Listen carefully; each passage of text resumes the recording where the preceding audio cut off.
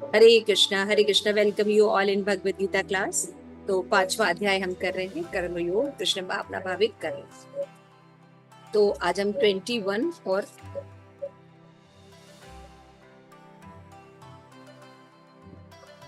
22 पढ़ेंगे। तो इसमें जो है परमेश्वर पर ध्यान केंद्रित करके ही हम मुक्ति प्राप्त कर सकते हैं, ये बातें एक्सप्लेन की जा रही है ना। तो 21 में जो है वो एक्सप्लेन कर रहे हैं कि आत्म साक्षात्कार पुरुषों के लक्षण क्या है ना। जो जैसे भगवान ने दो तरह के लोग बताए ना, ज्ञानी होते हैं, अज्ञानी होते हैं। तो जो ज्ञानी होते हैं उनको आत्म साक्षात्कार होता है, तो उनको क्या लक्षण होता है। तो भगवान बताते हैं उनके अंतःकरण में आनंद का अनुभव करते हैं और वो ब्रह्मभूत अवस्था में बने रहते हैं, ब्रह्मभूत के समान। तो उत्तेजनाओं के जीवन का अंत तक सहन करते हैं।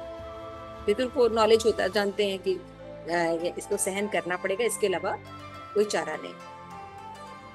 और 22वें में भगवान बताते हैं इंद्रिय सुख दुख पूर्ण है, अतः अंतःकरण में आनंद का अनुभव करते हुए उत्तेजना की जीवन के अंत तक सहन करना पड़ता है। यानी क्या होता है, मात्र स्पर्शा सो पालते हैं कि जो जो इंद्रियों से प्राप्त होने वाली जो चीजें हैं, है ना, सुख दुख है, उनको सहन करना ही पड़ता है। मतलब अभी देखिए बहुत गर्मी पड़ रही है, what can we do, we have to bear it, सहन करना। तो भगवान कहते हैं जैसे शीत और गर्मी आती है उसको हम सहन करते हैं, उसी तरह सुख दुख को भी सहन करना ही पड़ता है। तो यहाँ पे भगवान पर बता रहे हैं 21 श्लोकों में कि वाहे स्पर्शेषु असक्त आत्मा विदन्ति आत्मानि यत् सुखम सह ब्रह्म योग युक्त आत्मा सुखम अक्षयम अश्नुते। लक्षण बताते हैं कि जो मुक्त पुरुष भौतिक इंद्रिय सुख की ओर आकर्षित नहीं होते, अपितु सदैव समाधि में रहकर अपने अंदर में आनंद का अनुभव करते हैं। मतलब बाह्य भौतिकता की तरफ वो नहीं रहते, आंतरिक भगवान के साथ उनका रिलेशन रहता है, उससे से वो आनंद लेते रहते। तो बाहरी विचरण से उनको प्रभावित नहीं होता, सुख दुख से, जन्म मृत्यु से वो ज्यादा प्रभावित नहीं होते। इस प्रकार स्वरूप सिद्ध व्यक्ति पर ब्रह्म में एकाग्रचित होने के कारण असीम सुख का आनंद भोगते हैं। तो ये लक्षण है ना। कैसा दुख, मृत्यु का दुख। जैसे अम्बरीश महाराज के सामने दुर्वासा ऋषि ने एक राक्षसी, ब्रह्म राक्षसी भेज दिया, उनकी तरफ आ रहा है लेकिन वो विचलित नहीं है ना। पार्वती जी ने वृत्तासुर को त्याग बिना उनको कारण के ज्यादा क्या कर दिया, श्राप दे दिया कि तुम क्या बन जाओ, राक्षस बन जाओ, है ना। तो भी उन्होंने उन चीजों को एक्सेप्ट कर लिया। परीक्षित महाराज को पता चला 7 दिन में उनकी मृत्यु होने वाली है, उनका ऐसा अपराध नहीं था कि उनको मृत्यु को कहा जाए, लेकिन उन्होंने उसको एक्सेप्ट किया और भगवान की भक्ति, प्रेमा भक्ति प्राप्त करने का साधन बना। तो कृष्ण भावनामृत में महान भक्त यमुनाचार्य जो है वो क्या कहते हैं कि जब मैं कृष्ण की दिव्य प्रेमा भक्ति में लगा रहता हूँ तो उसका नया नया आनंद मुझे अनुभव होता है ना।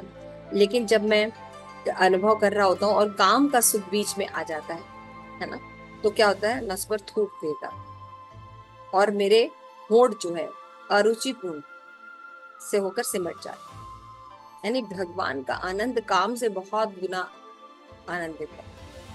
तो यहाँ पे वो होता है। तो ब्रह्म योगी अथवा कृष्ण भावना भावित व्यक्ति भगवान की प्रेमा भक्ति में इतना अधिक लीन रहता है कि इंद्रिय सुख से उसकी तनिक भी रुचि नहीं, निष्काम कर्म योग करता है ना। तो वो अकर्म करता है, न कि कर्म या विकर्म करता है जो बंधन उत्पन्न करता है। वो भक्ति में कार्य करता है जिससे कि बंधन उत्पन्न नहीं होता।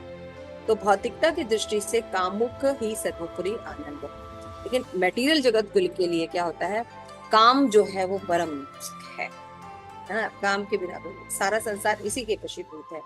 तो भौतिकतावादी जो लोग हैं कोई कार्य नहीं करते जिसमें कि काम वासना ना, है ना। तो वो सोचते हैं कि यही आनंद का विषय है। लेकिन कृष्ण भावना भावित जो लोग होते हैं वो जानते हैं कि काम का अंत जो होता है दुख और शोक में होता है, और ये प्रेम का विकृत रूप है। तो प्रेम में शाश्वत आनंद प्राप्त होता है, छाया में आनंद का। तो आत्म साक्षात तथा काम सुख कभी साथ साथ नहीं चल सकते। यदि कोई व्यक्ति चाहता है कि वो शाश्वत आनंद प्राप्त करे तो उसको भक्ति करनी पड़ेगी। कृष्ण भावना भाई व्यक्ति जीवन मुक्त होने के कारण किसी प्रकार के इंद्रिय सुख की तरफ आकर्षित नहीं। यहाँ पे हम देख रहे हैं कि जो भक्त होते हैं वो कभी भी भौतिक सुख के प्रति ज्यादा इंटरेस्टेड नहीं रहते और सभी परिस्थितियों में वो आंतरिक भगवान के साथ जो कृष्ण भावना भावी संबंध है उनका, उसके प्रति वो ज्यादा निष्ठावान है। इससे क्या होता है कि जो बाह्य परिवर्तन होता रहता है उसमें उनको प्रभावित नहीं कर पाते। ठीक है ना। और 22 में भगवान ने यही बताया है कि ये ही संत प्रजाप होगा। बहुत फेमस श्लोक है, श्री प्रभुपाद ने भी बहुत कुछ इस पर कहा है। ये ही संत प्रजाप होगा, दुख योने एवते आदि अंत कौन्तेय न तेषु रमते बुधा। बुधा बुधा मतलब जो जानकार लोग हैं, जो विद्वान लोग हैं, जिनको पता चल गया है कि जीवन क्या है, कृष्ण भावना भावित हो गए, तो वो जानते हैं कि जो सुख दुख है क्या, है ना। कि बुद्धिमान मनुष्य दुख के कारणों में भाग नहीं लेते।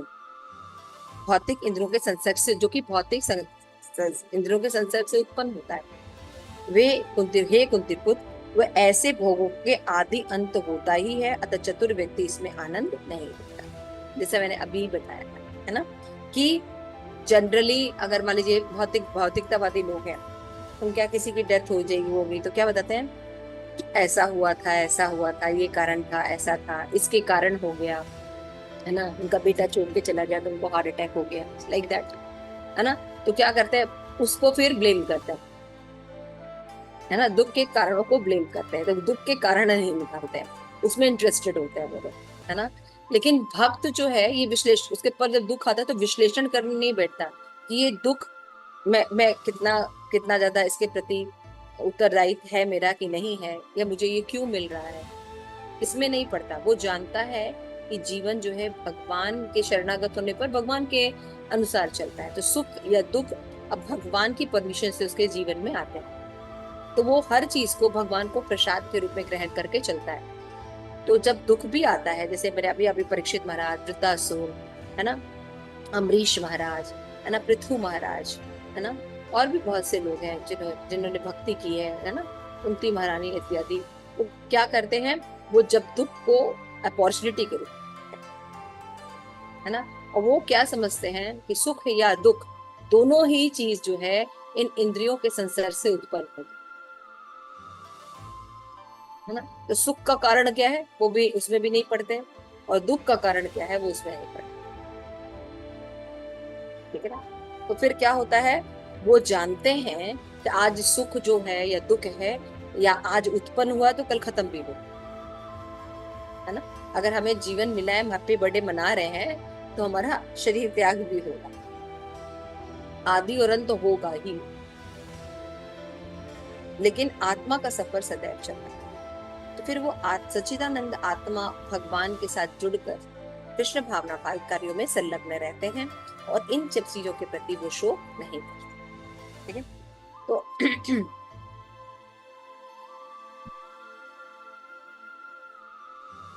यहाँ पे शिल प्रभुपाद का जो परपोर्ट है वो भी बहुत अच्छा है, लेकिन शिल प्रभुपाद ने इसमें लेक्चर भी दिया है, नॉलेज ऑफ एब्सोल्यूट ज्ञान।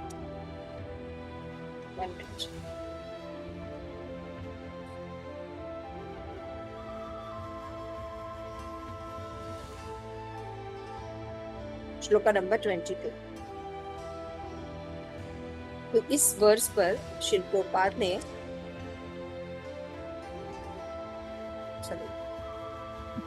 शिल प्रभुपाद ने न्यूयॉर्क में 1966 में अपना एक लेक्चर दिया था। उसमें शिल प्रभुपाद कहते हैं ये ही संत प्रजाप है ना, one who is attached to the sense pleasure must know that he is inviting the miseries of the life. We should not know that any enjoyment which is derived from the touch of the sense is meant for our miserable life. इंद्रिय सुख से उत्पन्न होता है, हमको लगता है ये सुख है, लेकिन ये एंड में दुख ही देने वाला है, तो दुख योनि है। Therefore, sense control is very essential in spiritual advancement. फिर आदि अंत, ओहो, somebody may say there is a that is very good, happiness, but Krishna say it is distress. In the beginning it is distress, and at the end also it is distress. हमें लगता है ये हमें सुख देगा, है ना, शराब पीना, मूवी देखना, मांस खाना, ये हमें क्या देगा, सुख देगा। ये शुरू में भी डिस्ट्रेस है और लास्ट में रिजल्ट भी डिस्ट्रेस ही देगा, क्योंकि भगवान ने घोषणा की है कि ये दुखाता है ना, लेकिन हमें सुख लगता है। ये कैसा होता है, अज्ञानता के कारण, है ना। तो in the beginning also arrangement of sex life there is so much distress, and in the end also it's end on distress. लोग बात करें, जिस सेक्स लाइफ को हम अपना सुप्रीम टारगेट बना के चलते हैं, है ना, वो ऐसा होता है अंत में भी, और उस समय भी उसको मेंटेन करने में भी बहुत दुख का सामना करना पड़ता है। तो यहाँ पे श्री प्रभुपाद कहते हैं, so that's why we have the regulative sense control. हमें सेंस कंट्रोल में क्या होना चाहिए, रेगुलर होना चाहिए। The whole Vedic literature teach that happiness derived from the sense pleasure is not real. Those who are advanced in spiritual life called yogis, ramate yogi anyante, na ramate buddha. तो जो बुधा लोग रहते हैं can't raman in these spiritual, in this bodily enjoyment. Any happiness which is at a certain point is not happiness. That is the source of all the material happiness is distress. So a learned person does not enjoy and trickling these happiness which is derived from sense touching. तो ये शिल प्रभुपाद ने यहाँ पे बताया है, और यहाँ पे परपोर्ट में भी और शिल प्रभुपाद बताते हैं कि भौतिक इंद्रिय सुख उन इंद्रियों के स्पर्श से उद्भूत है, नाशवान है, क्योंकि शरीर स्वयं नाशवान है ना, और मुक्त आत्मा जो नाशवान चीजों के प्रति इंटरेस्टेड नहीं रहते। तो यहाँ पे श्लोका भी पद्म पुराण से दिया है कि योगी जन परम सत्य में रमण करते दिव्य सुख प्राप्त करते हैं, इसलिए परम सत्य को भी राम कहते हैं, यानी आनंद देते हैं भगवान। भागवतम में बहुत सुंदर श्लोक है 5.5.1 में कि नाहम देहो देह भाजा निर्लोक कष्टान कामार्थ भुजाने तपो हि दिव्यम पुत्र काय सत्वम शुद्धेत यस्मात् ब्रह्म सौख्यतम। तो जो ऋषभ थे वे जब वो जा रहे थे और अपने पुत्रों को राज्य सौंप रहे थे, तो उन्होंने अपने पुत्रों को कहा कि यदि आपको राज्य करना है तो आपको तपस्या करनी चाहिए, तपस्या करके शुद्ध हो लीजिए, फिर आप सही राजा बन सकते हैं और बाकी प्रजा को भी सही लक्ष्य की ओर लगा सकते हैं, जिससे कि लोग सुखी रहेंगे और आप लोग भी सुखी रहेंगे। तो उन्होंने कहा कि तपो ही दिव्यम, है ना, जीवन जो है तपस्या के लिए बना है, इंद्रिय सुख के लिए नहीं बना है, सूकर कुकर के लिए। और आज जस्ट इसका ऑपोजिट हो रहा है, हम भी इंद्रिय सुखों के पीछे लगे हैं और हम सोचते हैं हम भी ये साधन जो जुटा रहे हैं इससे सुख प्राप्त होगा, हमारे बच्चे भी इससे सुखी होंगे, और हम उनको और भी ज्यादा इंटेंगलमेंट में लगाते जाते हैं।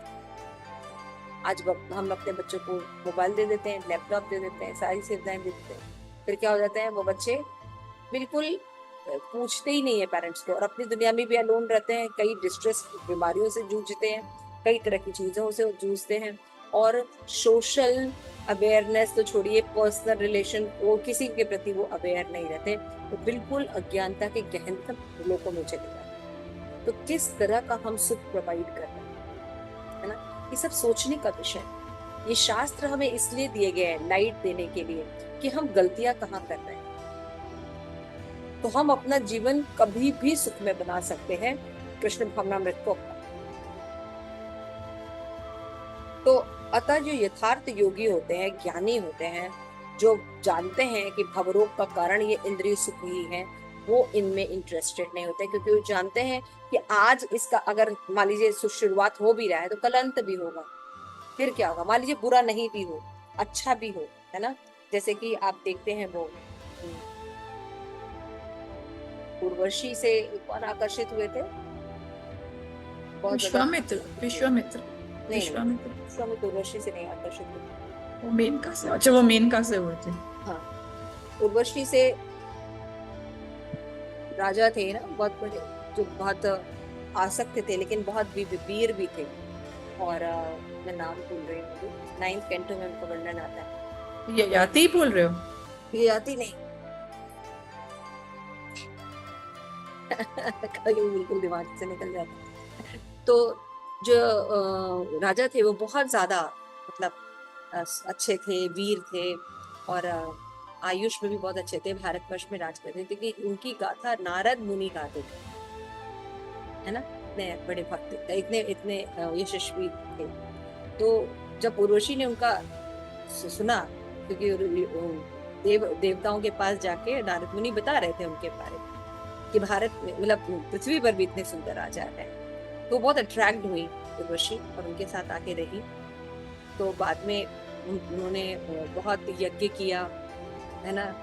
उन्होंने ये कहा था कि अगर आप मेरे मेमनों की रक्षा कीजिएगा और कभी नग्न मत दिखाई दीजिएगा, नहीं तो फिर मैं चली जाऊंगी, है ना। तो बाद में ऐसे ही हुआ। तो जब पुरु जाना पुरु पुरु ना, पुरर्वा महाराज, yes, है ना? बाद में ऐसे ही हुआ। तो देखते कि उनके जाने के बाद भी उतने आसक्त रहते हैं कि सतयुग खत्म होके त्रेता युग शुरू हो जाता है।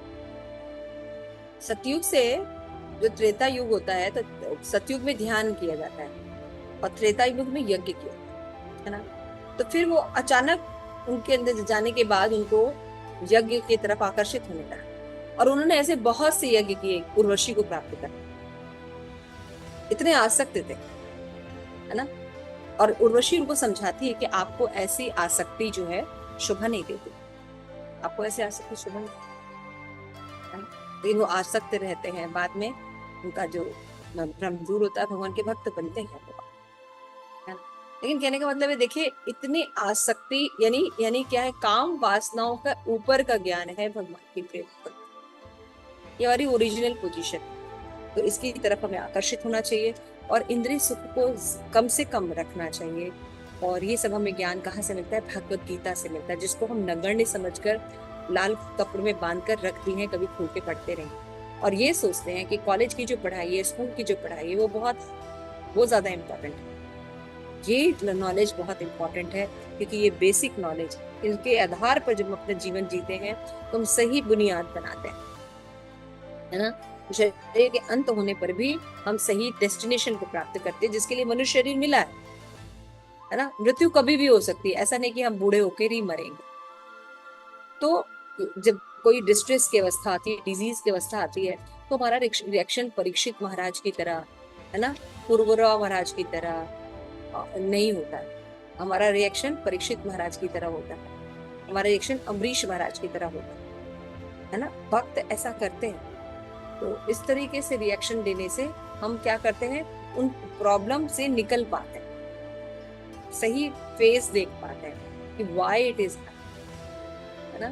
तो बहुत ज्यादा वो दुख के कारणों में एनालिसिस करने नहीं लगते कि ऐसा क्यों हुआ, उसने ऐसा क्यों कहा, मैंने तो नहीं कहा था, फिर उसने मुझे श्राप क्यों दिया मैं तो राजा हूँ, मैं तो नलिफाई कर सकता हूँ, है ना। तो ऐसा नहीं है, वो इन चीजों में नहीं लगते, they accept what is designed by Krishna.